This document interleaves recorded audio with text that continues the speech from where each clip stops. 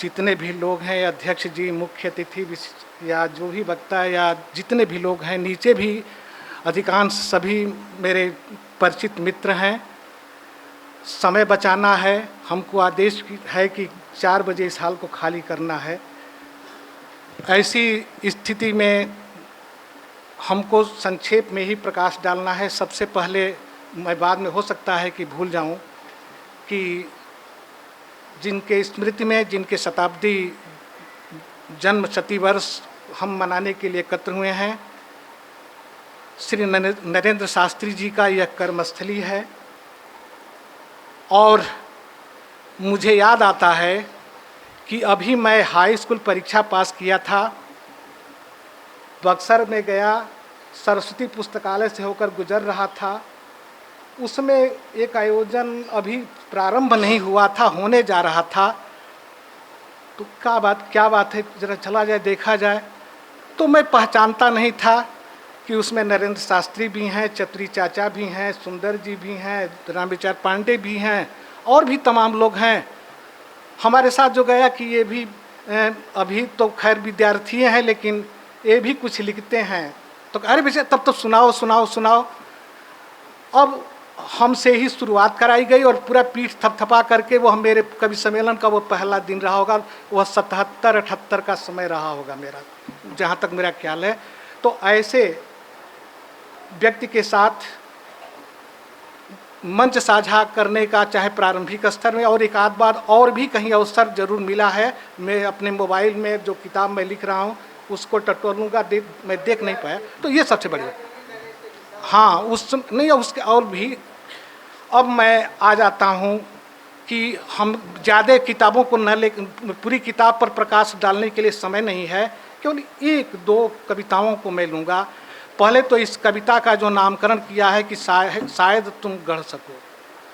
हर माता पिता जब बाल्यावस्था में होता है तो उसके अपने सपने होते हैं कि मैं जैसे जैसे बड़ा होऊंगा तो मैं देश का या समाज का एक सुयोग्य नागरिक बन करके और मैं गढ़ सकूंगा अपने मन के सपनों का संसार, अपने ढंग से मैं सृजित करके एक इतिहास बना सकूंगा। लेकिन आगे जैसे जैसे उम्र बढ़ती है और वह अब जैसे जैसे थकने लगता है तो वह सपना अपने बच्चों में देखने लगता है। और मैं समझता हूँ कि इस किताब का जो शीर्षक है कि शायद तुम गढ़ सको, अब वह हर माता पिता यह अपेक्षा करता है कि जो काम मैं नहीं कर सका हूँ तो तुम गढ़ सको। और वह गढ़ने की अपेक्षा इसलिए करता है क्योंकि जो भी बच्चा होता है अपने अग्रजों से, अपने माता पिता से, अपने भाई से, अपनी बहन से अपनी जिज्ञासाएं बार बार तरह तरह के प्रश्न वैसा पूछता है कि कभी कभी अभिभावक या माता पिता खींच करके उसको मार भी देते हैं। लेकिन मारने के बाद भी उनके अंदर वो पश्चाताप होता है कि नहीं, प्रश्न तो पूछना उसका स्वाभाविक है, भाई प्रश्न पूछेगा। जब तक प्रश्न नहीं उठेगा तब तक उस पर सृजन की क्रिया नहीं होगी और वह सृजन नहीं करेगा। और तो समस्या उठाता है, समाधान ढूंढने की कोशिश करता है माता पिता से, तो वह उसको बाद में पश्चाताप भी करते हैं, दुलारते हैं और कहते हैं कि मार देते हैं, पीट देते हैं और कहते हैं कि मैं महसूस करता हूँ तुम्हारी जब डिबाई आँखों में भी कोई न कोई सवाल। मैं जानता हूँ बेटे तुम्हारे असीमित सवालों का जवाब नहीं है मेरे पास। वो कहते हैं कि मैं ऐसा कुंभकार नहीं हूँ कि तुम्हें जैसा मैं चाहता हूँ वह वैसा गढ़ सकूँ। फिर भी अपने प्रयास के अपनी क्षमता के अनुसार वह गढ़ने का प्रयत्न करता है। तो ऐसी स्थिति वो कहते हैं कि नहीं है मेरे पास तुम्हारी जिज्ञासाएं नहीं कर सकता मैं शांत। मेरे अपने तमाम सवाल, ढेर सारी जिज्ञासाएं हैं कि मुझे गढ़ना है, तुम्हें सीखना है कि तुम्हें बेहतर बनाना है कि इस बारूदी समय में हर सवाल का जवाब कैसे हो तुम्हारे पास कि बंटे हुए हैं लोग चूल्हे से आंगन तक, शायद तुम गढ़ सको, शायद तुम सीख सको।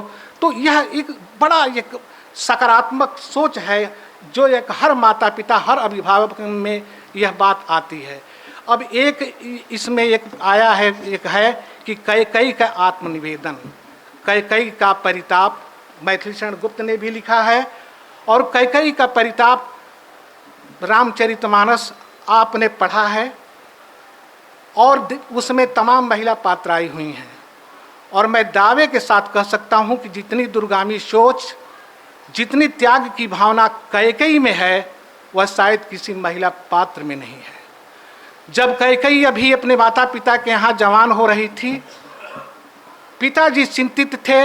यह कैकेयी के मन में भी स्वप्न था कि मेरे ही उम्र का कोई ऐसा व्यक्ति मिलेगा, सुंदर राजकुमार मिलेगा, जिससे मेरा विवाह होगा और मेरा दाम्पत्य जीवन बड़ा सुखमय होगा।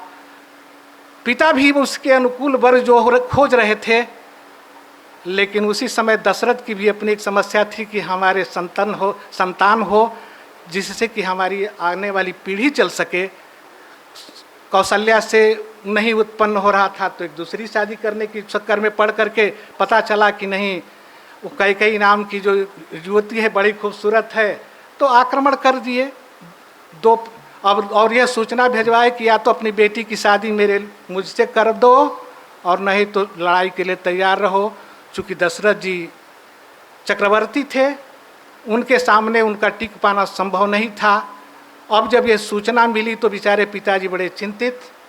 कैकेयी पहुंची पिताजी के पास, क्योंकि कैकेयी भी उनको खिलाती थी। कैकेयी जब सामने होती थी तो वो खाते थे। अब वो पिता चिंतित हैं, खाना नहीं खा रहे हैं। क्या बात है पिताजी? कहें कि क्या कहें बेटा? कहें कि नहीं बताइए। तो वो बताते हैं कि बहुत कहने के बाद वो बताते हैं कि बेटा ऐसी स्थिति है, बताओ मैं क्या करूं। मैं तुम्हारी शादी मैं एक अच्छे राजकुमार से करना चाहता हूं, और ये कहाँ अधेड़ उम्र का एक व्यक्ति, और वह शादी करने के लिए दबाव बना रहा है। अगर मैं शादी कर देता हूं तो तुम्हारे भविष्य के साथ मैं खिलवाड़ करता हूं, और अगर शादी तुम्हारी उनसे नहीं करता हूं तो राज्य को हाथ से धोना पड़ता है, और युद्ध होगा तो तमाम नरसंहार होगा, जन धन की हानि होगी। ऐसी परिस्थिति में अब मैं क्या करूं? कैकेयी ने बड़ा कहा कि पिताजी आप भोजन करिए, मैं उनसे शादी करने के लिए तैयार हूं। अगर एक के त्याग और बलिदान करने से यदि राज्य सुरक्षित रहे, जनता अगर जान की रक्षा हो सकती है, तो मैं त्याग करने के लिए तैयार हूं। मेरी शादी उनसे कर दीजिए, कह दीजिए कि युद्ध नहीं होगा। ये कैकेयी का त्याग है। फिर कैकेयी जब आती है, जब वो जाते हैं देवासुर संग्राम में भी जब जाते हैं, तो वहाँ कैकेयी जाकर के उनका युद्ध में भी साथ देती है, और 3 वरदान जो मांगती है, उस वरदान मांगने में भी कैकेयी वह वरदान यूं ही नहीं मांगती है। कैकेयी बड़ी दूरगामी सोच रखने वाली महिला थी। मंथरा है नाम, मन जिसका माता सरस्वती ने थर दिया हो, मन उसका बिगाड़ दिया हो, समाज के देखने की दृष्टि में बिगाड़ा नहीं है, वो तो एक दिशा देना उनका उद्देश्य रहा है। और कैकेयी का जिसका कई चरित्र है, एक ही तरह का चरित्र नहीं है। वहाँ बेटी है जो त्याग की भावना रखती है, वहाँ जीवन संगिनी है, युद्ध में देखती है कि मेरे पति संकट में है, तो उनका साथ देती है। खुद उनके रथ को मैंने हाथ डाल करके अपना धुरी बना करके और उसको रथ का संचालन कराने में सहाय करती है। और उसके बाद कैकेयी जब देखती है कि दक्षिण से असुरों का धीरे धीरे विस्तार होता जा रहा है, वो घुसपैठ करके और अपने विस्तार करते हुए उत्तर भारत के तरफ आ रहे हैं, ऐसी स्थिति में अगर हमको राम अगर पैदा नहीं कर सके, उसके लिए प्रयत्नशील थे। उत्तर में विश्वामित्र प्रशिक्षित कर रहे थे राम और लक्ष्मण जैसे राजकुमारों को, और दक्षिण में अगस्त्य ऋषि भी प्रशिक्षित कर रहे थे उन असुरों का संहार करने के लिए, विजय प्राप्त करने के लिए। और ऐसी स्थिति में अब वह कैकेयी कहती है कि जब तक ये जाएंगे नहीं तब तक सफल राजा नहीं बनेंगे और उन असुरों का संहार नहीं होगा। और तब ऐसी स्थिति में वह कैकेयी उनको वनवास दिलाती है। ऐसा नहीं, देखने के समाज के नज़र में तो ये लगता है कि कैकेयी ने राम के साथ बड़ा अन्याय किया। अगर कैकेयी उनको वनवास नहीं दिलाती तो राम का चरित्र भी निखर के सामने नहीं आता, हमारी सीमाएं सुरक्षित नहीं होती, वो असुरों का संहार नहीं होता। और वहाँ उसके अलावा राम को आम जन के जो दुख हैं, उन दुखों के पास जब तक नहीं राम वैसा जीवन नहीं जीते, तो राम राज्य की परिकल्पना करना भी संभव नहीं था। कहीं एक प्रश्न उठ सकता है कि बाली ने तो कोई अपराध किया नहीं था, तो राम ने उनको मारा क्यों? तो उसके पीछे एक कूटनीति भी थी।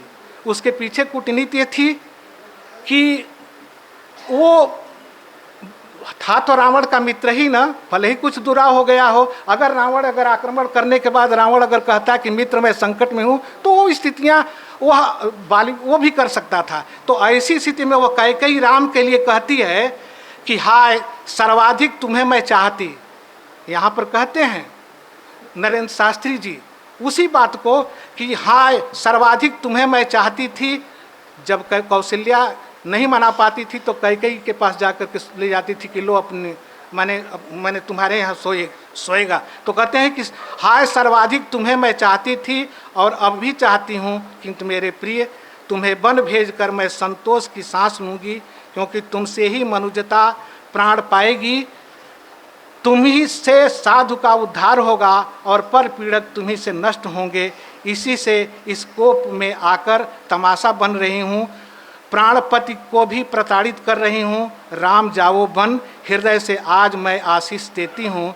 तुम्हें संसार पूजेगा, मुझे क्या है, अभागिन मैं सदा दुख झेलती है और मैं झेलूँगी पर बेटा जयी होगा, इसे मैं जानती हूँ। तो ये सबसे बड़ी बात कैकेयी का यह दूरगामी सोच। और एक चीज़ बस 4 लाइन और मैं कह करके समाप्त कर दे रहा हूँ। मैं जानता हूँ आपकी पीड़ा को कि बदलते हुए गांव को भी नरेंद्र शास्त्री ने चूँकि गांव को जिया है, गांव को झेला है, तो गांव की समस्याओं को उन्होंने बड़ी गहराई से देखा है और गांव जिस रूप में बदल रहे हैं कि मैं कैसे लिखूं।